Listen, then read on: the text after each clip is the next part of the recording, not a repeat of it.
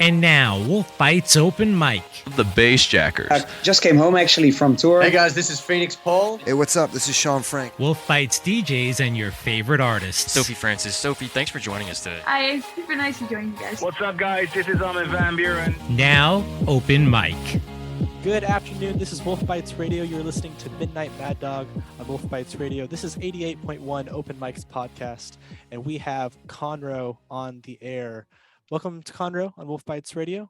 What do you have to say? I want to say thank you for having me, and it's great to be here, guys. Thanks for the invite. Yes, and of course, congrats on your new song, Scars, just released. I still think of you.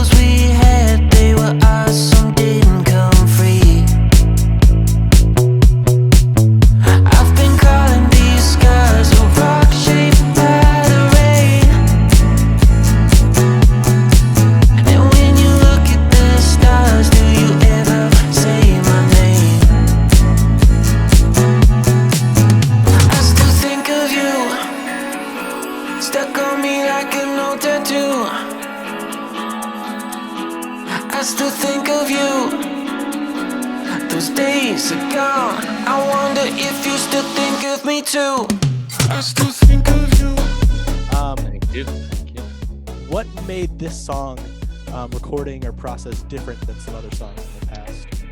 I think this one was just so like I wasn't trying to fold into any genre or put it anywhere, so I was just like strumming some chords on an acoustic, and I was like, this sounds nostalgic, and I was like, I didn't know where to take it or what to do. It was just like a loop for a long time, just sitting there, just literally sitting here, just not doing anything, just listening, and I was like, I don't think I'm gonna push this anywhere. I think I'm just gonna run with it. So I just kind of took it bit by bit, and then it just kind of transformed itself into something. Typically, like I have an idea where how I want this to sound, or what genre is this going to fit into, or how is it going to roll out. But this one was more so just like, like bit by bit, and I was just like feeling super nostalgic, and the lyrics kind of came together, and the cadence of how I was saying or writing the lyrics was really different, like for the chorus. So I think that's what was a little different with this song. And it was just a bit more of like a jam session than it was like a fully thought out where it was going. So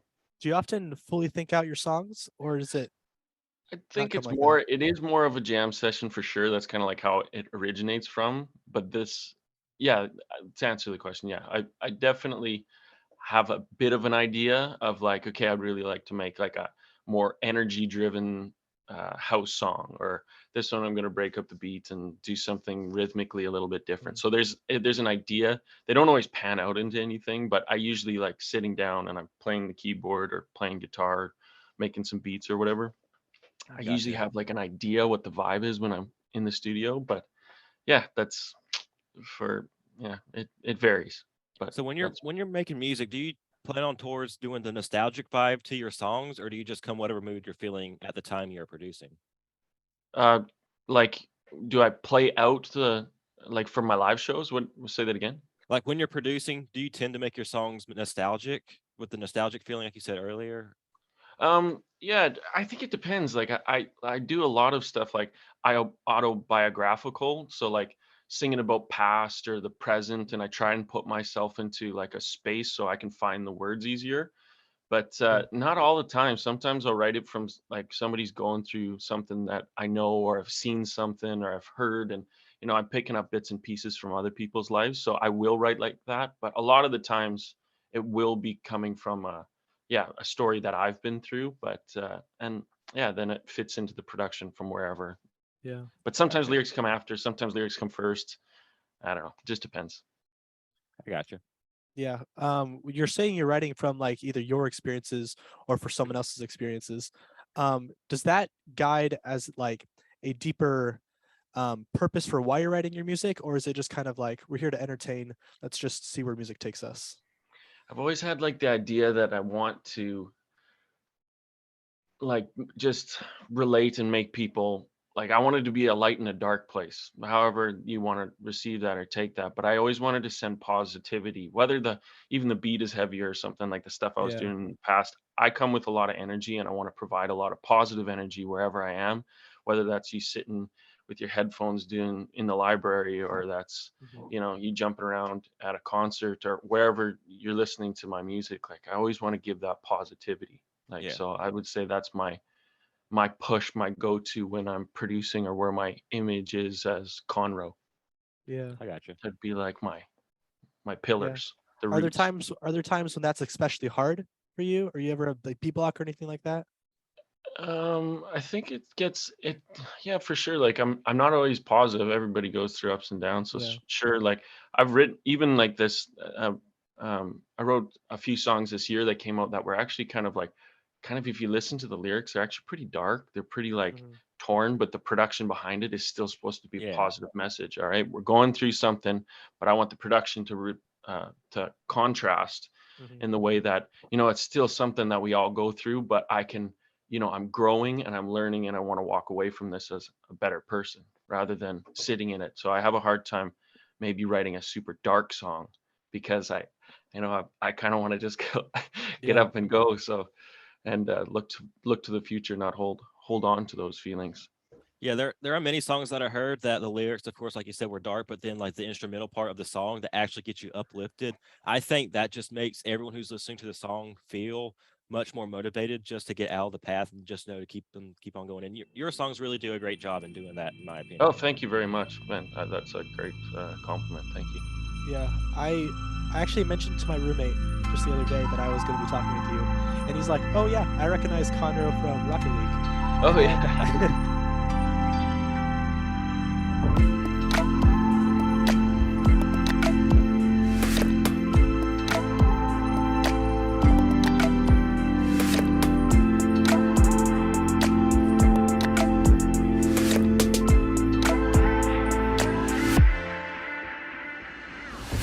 And then I went over to the library and came back a couple hours later, and he said, I was listening to Conro the entire time while you were gone.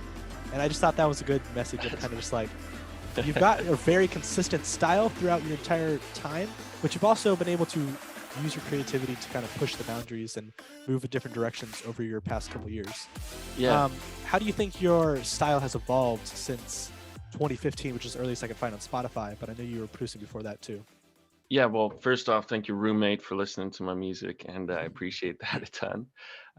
Second off, like the evolution of me, like I started off like, I was really inspired by like Zed and Wolfgang Gartner and like that electro house, like, oh, and obviously Skrillex, but that kind of era, that 2000 early 10 thing, Gotcha. I was just like blown away, and that's when I first dabbled. So I was really trying to create these really heavy dark, but even in those moments, I was still finding somehow to make this dark sound kind of happy. Mm. And but it kind of evolved into okay, like I really wanted to make that electro house complex and whatever, and then it slowly evolved into okay, what can I implement into this to give me some more creative outlet? Because, sometimes you get locked, you're locked into this sound or you're locked into the Mm. synth or the same kick drums or this and that. So I was always trying to expand, and where that expansion came from was my musical background, which is, guitar, piano, and vocals and other instruments too. Mhm. So I would slowly start, okay, maybe this layer on this progressive house song could use like this guitar. And then I was just like, oh, it's kind of like some Coldplay kind of riff. And I was like, oh, that's kind of dope. And then so you kind of start, oh, well, maybe I can do this. And then that slowly evolved into doing really organic for a little stretch of time there. Because I was in the future based thing too, because I liked the variation that was prior to doing too many instruments. Then the more instruments came in, the more the music just naturally changed, and me doing a Yeah. lot more of the vocals. Now I'm writing songs to tailor my vocals. And so it just was a long, slow process. But I mean, yeah, it has evolved huge. But I think, like you said, I'm glad you said it because I do feel like there's a Conro style that Yeah. kind of sticks through it all. So it's just, yeah, it's been an evolution. And right now where I'm at is I'm really liking house. So I'm going to Mhm. probably sit down today after the meeting and work on some other projects, but I want to focus on doing some really fun house beats. Gotcha. Some of those other projects, I have a question. Um, you've released like I think 6 singles this past year or something along those lines. Yeah. Do you have any bigger plans coming up in the future, albums or something like that, on the works? I did that one album Yeah. right at the beginning of the pandemic, and so that kind of like it was some weird, like we got a lot of things canceled. We couldn't do the music videos. We got crushed on a lot of the promo, but I decided I just wanted to put it out regardless because Sure. I had already been working on lots of music. So I mean, the album was great and it was a lot of fun and a lot of work. Holy crap. I didn't recognize how much work it was going to be, because you get the music, then you got to go back and you're working on each song, tailoring them each which way they can. So long answer short, I'm probably holding off. I might do like EPs or something, put together like compilation or something, but for right now I'm just kind of focused on singles. It's a good way for me to keep that keep the ball rolling at this point, and it's sometime when I feel like there's some sort of theme or some sort of nostalgia or something that I can put together and ball together, I'll focus on doing something like that again. But for right now I'm just working on singles. That's great. Cool. So I know back we saw a picture of your daughter and your dog with the guitar, which was actually pretty cute. We saw one of your posts about when Violet was born that you said, "I just want to love." Was that song like made entitled for her, or did it just remind you of her? I wrote that song actually before we even knew we were pregnant. Like I wasn't pregnant, my wife was pregnant, but I had started writing down these lyrics, and it was through the pandemic that I was really going into like a weird place. So I just wanna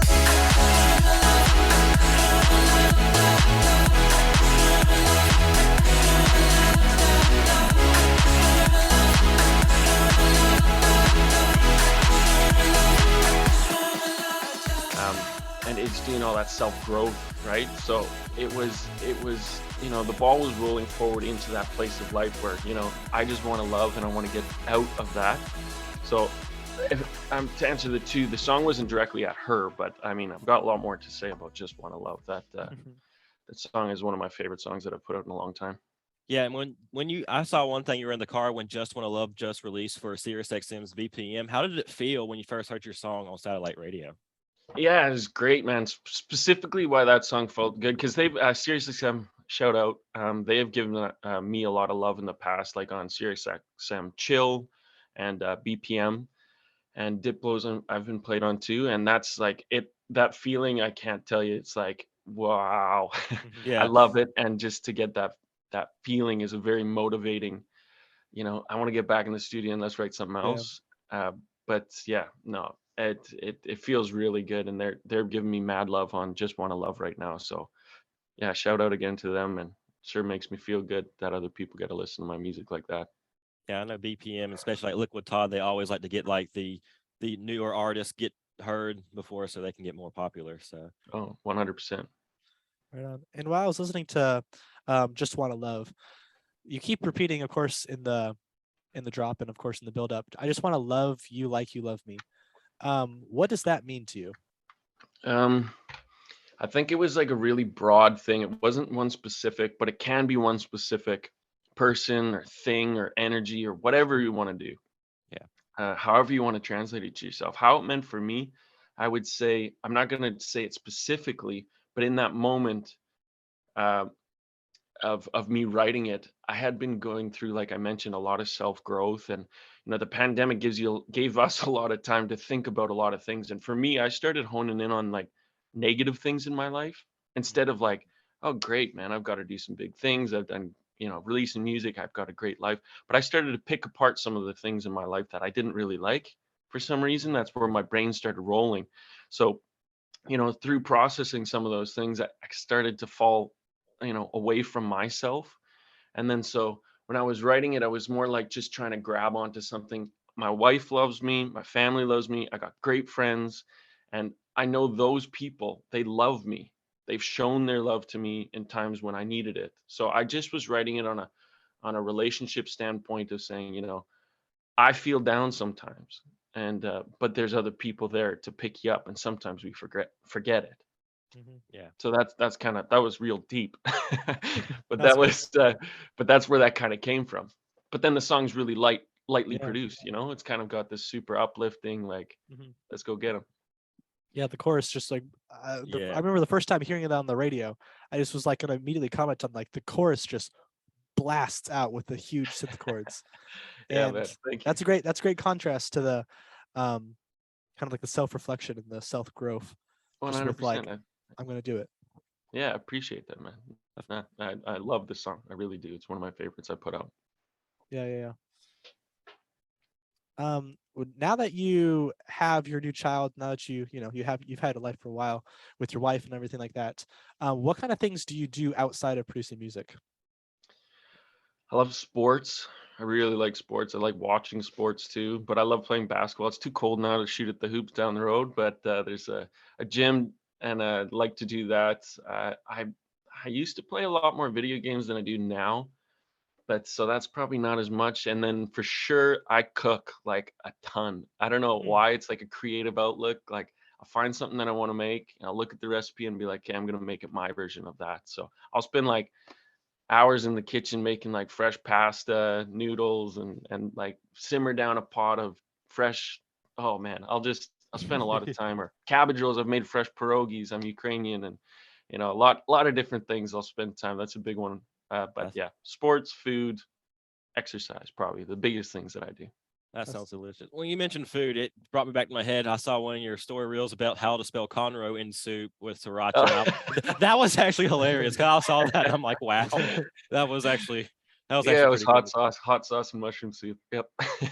Also, Wow. I eat a lot of hot sauce, like ghost pepper hot shit. I don't know why my stomach, it's just escalated over the years where, I Yes, loved sir. Frank's, and then all of a sudden now I'm buying like, I don't know, home. I don't know. I look in the store and see whatever the hottest, like Carolina, I gotta get that, or ghost pepper, I gotta get that, or a Wow. new habanero bottles that I haven't seen. I have like my whole fridge door is just loaded with hot sauce. You sound like my brother. I mean, he could drink a hot sauce and it won't affect him anything. It's just kind of Yeah. Shout out to your brother. That's nuts. I see all these other instruments on the walls. As you are just like casual being around, whether you're not playing a sport or not cooking or anything like that, do you ever like work on songs with yourself or with other people that are like, these songs are never going to be released. Let's just try a folk album. Let's just try something crazy. Do you ever work on those kind of music, those kind of songs? Oh yeah. I have like a folder that it's like on my computer that I just throw random stuff on there. Like I made this really beautiful piano piece. So I was just jamming out one day, and I didn't do it to a tempo or anything. It was just writing, and I threw it. It was this very cinematic. And then I've done other things where I made this like super heavy dubstep song just because I wanted to. I don't know. I just wanted to go around and make something. Yeah, writing with other people too. There's lots of music with writing sessions that don't see the light of day, but I mean, the creative, you got to get those juices flowing to make sure that, okay, that wasn't a waste of time, even though sometimes that's a mentality, so it's like, nope, just keep going and keep writing, and that stuff is still valuable, and you never know, go back to it in years time, and, you can turn it into something else, who knows? Yeah, you had that single with Aviella way back that came out a couple months ago. But she was like featured on your song, perhaps, I guess you could say. How often do you write songs like produce them with other producers? I'm doing more of it now, actually. That's kind of like what I really enjoy doing. I think for the most part, when I'm putting out Conro records for the last few years, I've been just focusing on myself and just writing, just trying to learn and get better at that side of things. So, but I've worked with a lot of people. I've done a lot of writing camps all over the world with very talented writers, and I've already been back and forth from LA like 3 times, I think, this year to write with others, including Aviella.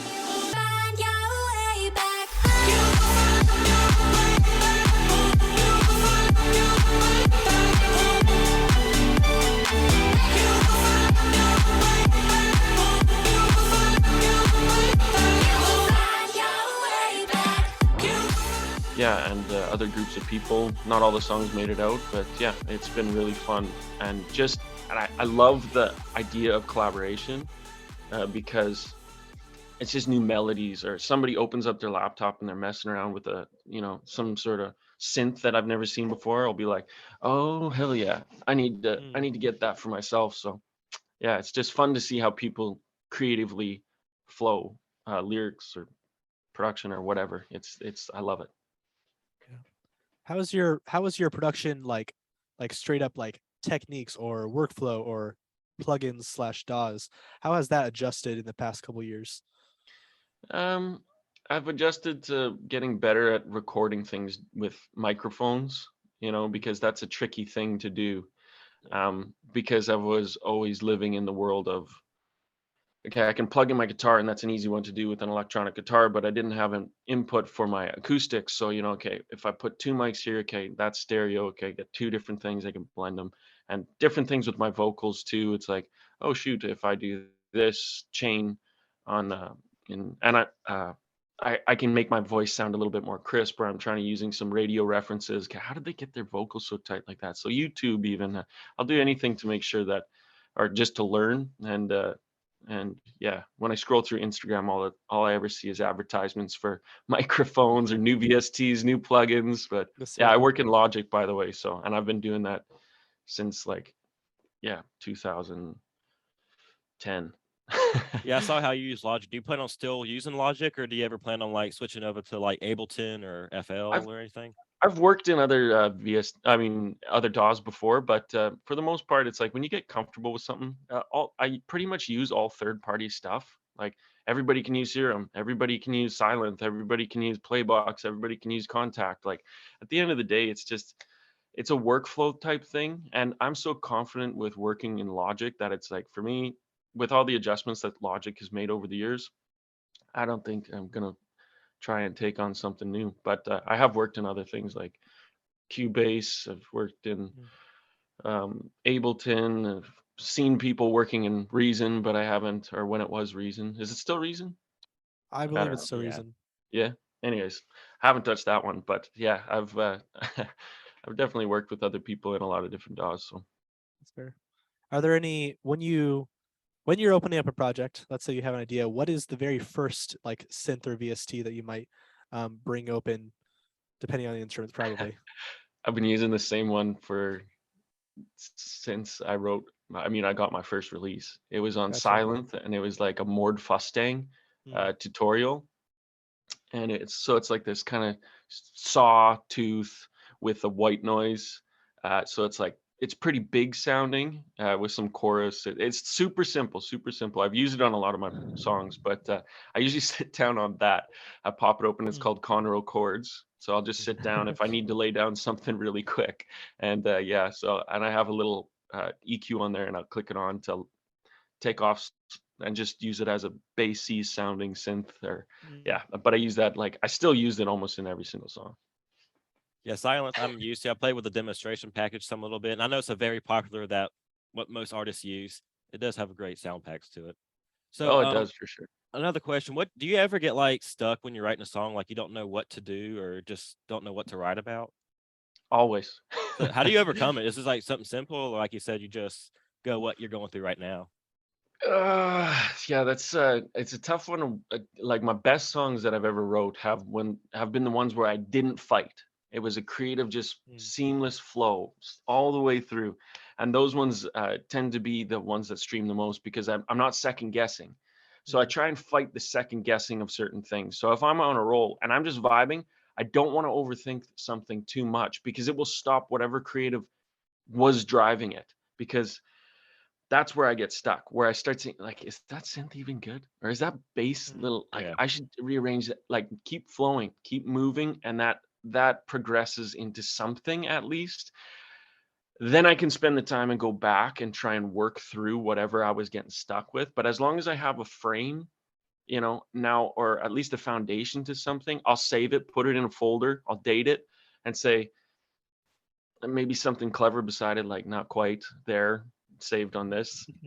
And then I'll go back and I'll hear whatever that sound that I was going for. I could be like, oh, there we go. I know where to take this now. A lot of the times they still sit on the shelf. A lot of the times, even lyrically, I'll be like, I like it, but now I'm singing the exact same melody over and over again. I can't get that melody out of my head.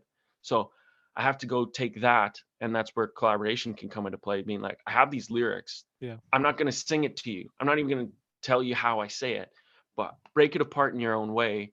And maybe we can come up with something new. And then they'll be like, oh, let's scratch this and we'll use this as that hook. So there's other ways to go about it. I'm less scared to work with other people now on those ideas because I feel like I'm sitting on a gold mine. Sometimes you're like, this song is so good, I don't want to share it. But now I'm more open to being like, yeah, no, I don't care. Like put this creative out, because a year goes by and I go back at something and I'm like, oh man, I that's not going anywhere now. I should have just explored all the options with how to take it. So that's there's lots of ways to go about it, but yeah, sometimes it's good even just to write in a different key, and Yeah. then whatever that was lyrically, or then you can try and replace it onto something. But it's tricky. Just you got to open up that creative space to move past some of those walls. It's tough. So when you mentioned doing collaborations, do you have any artists in like particular you would like to do a collaboration with, like the Chainsmokers or Millennium or somewhere along them lines? I'm always open to collaboration, like with anybody. If we're talking like A-list artists, like I actually I would love to sit down. They're not in the EDM world, but they have worked with dance music producers. But I'd really like to work with Mark Foster, the guy from Foster the People. Like the lead singer. I'd love to sit down in a room, because I would love how he puts his lyrics together and his melodies, and their team of their band, how they creatively work together. Like I love their music, so I think they would be. I would love to sit in a studio room and play guitar and, hey, what can we write? Yeah, I know Foster People's a little bit older artist, like goes a little bit back in the day. I know you also did a remake on Earth, Winds and Fire September. How did that come Yeah. about to you? That actually sounded really good. Thank you. I actually wrote that for just playing out live.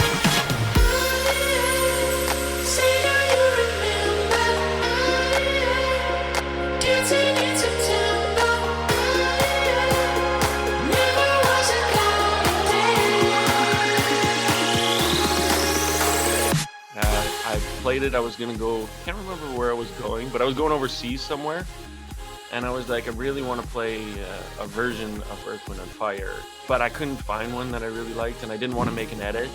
So I was like, I'm gonna produce it. So then I did it, and it was relatively quick because I had a structure, an idea how to do it. I wanted the drop to be that, Yeah. and I knew the lyrics. I could sing and put it in. So anyways, I did that, and then somehow fell on the ears of somebody at the label Monstercat, and then they're like, can we release this? And I was like, what? And they're like, did you sample anything, or did you use anything from the radio? I said, no. They're like, okay, we'll put it out as a cover. Like, well, let's put it out. And I was just like, okay, You're I guess speechless. so. Did Yeah, you I want didn't to? know what to do. Did you I want didn't to know. release it, or were you kind of nervous about if it was gonna be good or not? I was hesitant because I was writing it for a different purpose, but at the end of the day, the purpose served really well, because I still play it out live, and goes off great, but it also streamed really well, and people responded really well to the release. So I was very tentative because I had no intentions of releasing it, but yeah, at the end of the day, I'm really happy I did. That's a good one. Yeah, how often do you still get opportunities to play live, whether you're DJing or something like that? I just played a show recently, but yeah, it had been a big gap, obviously, with border issues over the last few Sure. years and travel, and I was gonna have a pretty big year that year with my album. I think that would have been 2019. 20. I think, was Yeah. it, or 20? I Either came out way, at the beginning of 20. 20. Okay, it's all a jumbled mess now. Yeah. But yeah, 20 was a big year, tours, and then Tomorrowland and EDC and a few big ones that were going to be a lot of fun, but obviously that didn't work out. So then coming out now, I'm just taking a bit of a backseat on doing a ton of shows at this point, but I did do one recently that was really fun. First little sold out in my in pretty close to here, pretty close to home, and that was a lot of fun. But it definitely gave me that, oh man, I should probably talk with management again and maybe get that going. But yeah, right now, not too many plans. Obviously, having a new baby, and Yeah. I think I'll probably just focus on writing for the next little bit. But we'll see. I'm definitely going to be looking at that option in a short while. That's really understandable. And when you do start traveling again, do you plan on taking your newborn and your wife with you, or? Probably not. I didn't do that even in the past too much. Like my wife came with me to a bunch of stuff, like when we played in Tomorrowland and stuff like that, and Right. took her to a few and down in Vegas at EDC and a few of them. But for the most part, I like to keep a business, like play my show, go to the hotel, turn on Netflix, go to sleep, wake up, and go. Save money, Right put on. it in the bank, Yeah. and yeah. So Do you prefer producing or do you prefer DJing? oh, for that's the a audience? great question. I love. I mean, it all came from producing, right? That's where I Yeah. probably put my number one. Like it all came from me sitting and playing in bands and me sitting down on the couch for hours playing guitar and learning how to play songs. Like that's probably my number one. But I think it's so close because performing for me is like if you ever been or seen me on shows, like I just go wild. Like I feed off the energy and I want to Yes. give off so much positive energy that it's just like I get so lifted. My adrenaline is going so fast. I feel like it just like I black out and then all of a sudden it's done and I'm like, what? No, I have so much more to give. And it's like, no, it's probably good I stopped because my calves are killing me from jumping for an hour and a half. So Yes, sir. it's no, I absolutely love performing and yeah. I would have to probably say production is one, but that also comes with its ups and downs. Yeah. I would say just barely above, just barely above. Yeah, when you're performing, we see a lot of you engaging with fans. How often do you do that? Besides right now, but how often do you like to engage with your friends or fans? For sure, the shows was huge for me because I just like, man, if you made an effort to come see me, like Mm. I can make an effort to see you too. Like that's huge for me. Like even at the last show I did a week and a bit ago, it was all the crowd and all their hands up cheering and having fun, and I'm just like, you guys look like you're having a lot of fun. I'm gonna come down there. I'm gonna come down there with you. So I jumped off the stage and ran in, and I had my phone out, and we're just jumping all Yeah. around together. And I almost forgot to. Time was passing too quickly that I almost forgot to get back up on stage and do what I was supposed to be doing. But don't worry, I made it up there and it was fine. But engaging and talking, I mean, it's really cool. I showed up for sure early just so, if somebody wanted to say hi or talk or whatever the case is, I think it's really important. Yeah, you did really make a good point. I like how you think. I wish other artists would think most of the time that if they made an effort to see you, that you yourself will make an effort to see them, which I think that's a really good point to look at it for most artists. Yeah, right on. Is there a way on like a day-to-day basis that you have some just knowledge of what the Conro fans are doing or what they're talking about?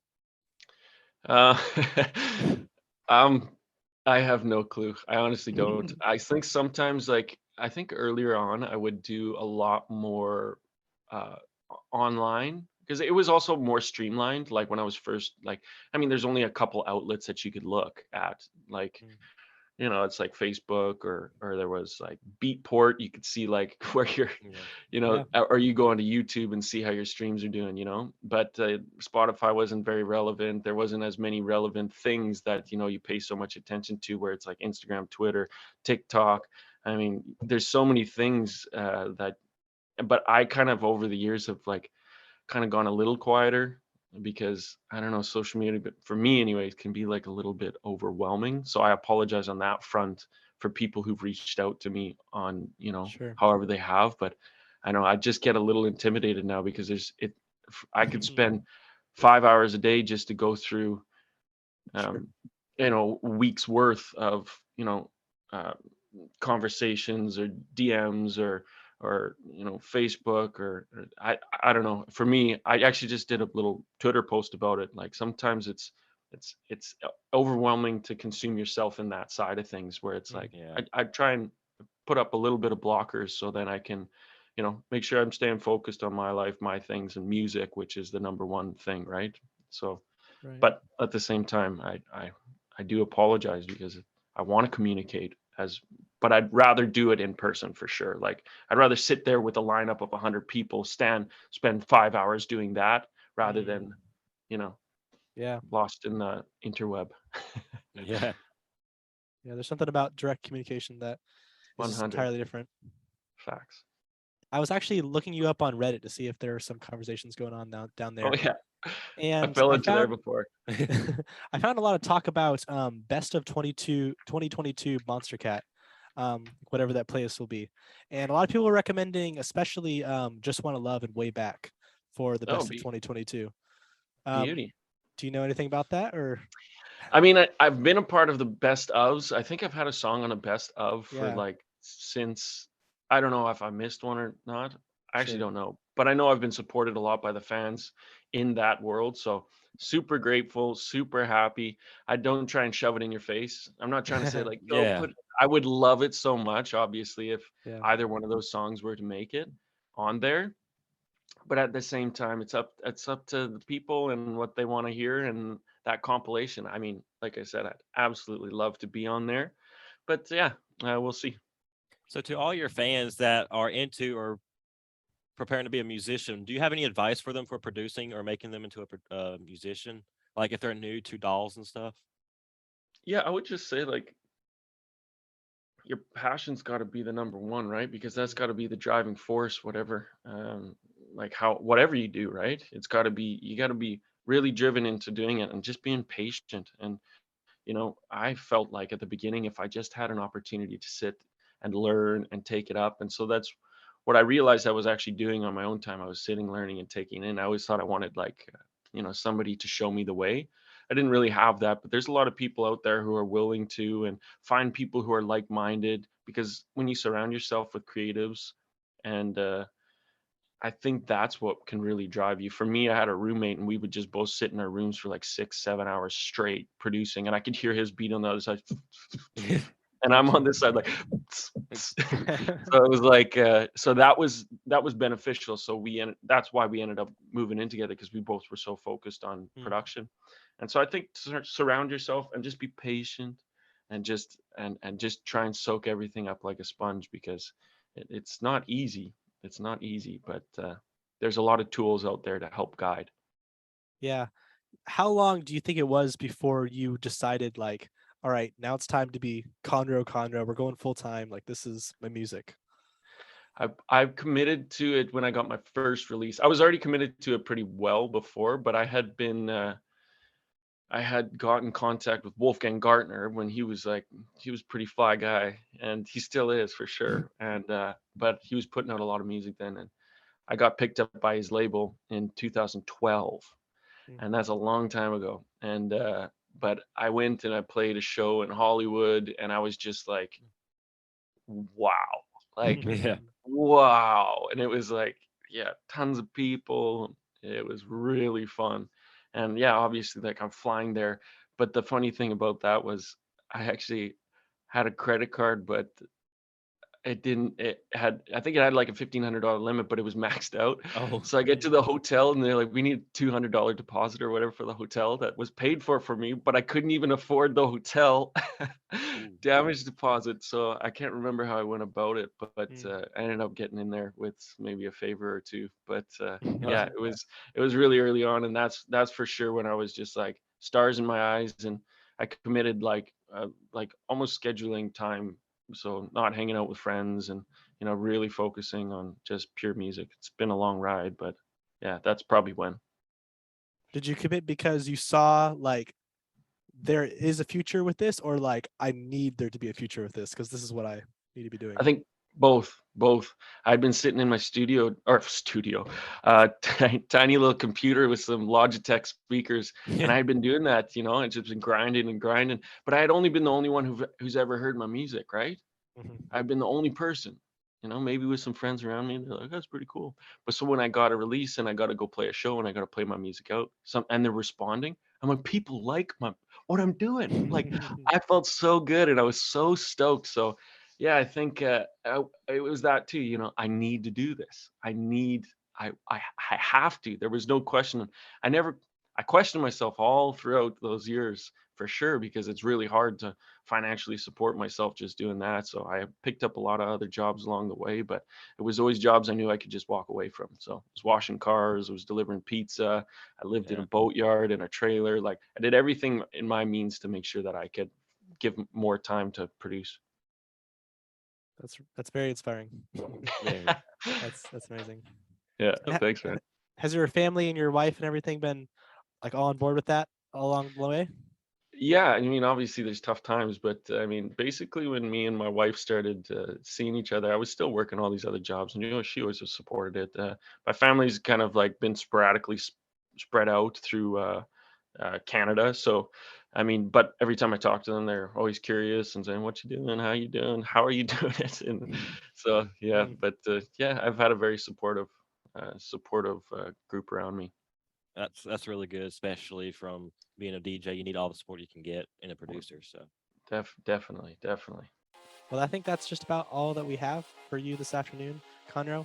It was very great talking with you for, I think, around 30 minutes. yeah, Which is Right. fantastic. Well, I appreciate it so much. Anything else you'd like to tell WolfBytes Radio about yourself? I would like to say keep listening to you guys. You guys do a great job. Thank you very much for having me and supporting me. And yeah, can't wait to talk to you guys again. And hope you guys had a great year because we're nearly done. And enjoy the holidays. Everybody who's listening, you guys, and yeah, be safe and spread some love. all right, we appreciate that, Conro. It's DJ Flame along with. Midnight Mad Dog? And if you enjoyed this, you can also check out all of other WolfBytes Open Mic at wolfbytes.ncsu.edu or at any places where you get your podcasts from. This is WolfBytes Radio. We'll see you guys later.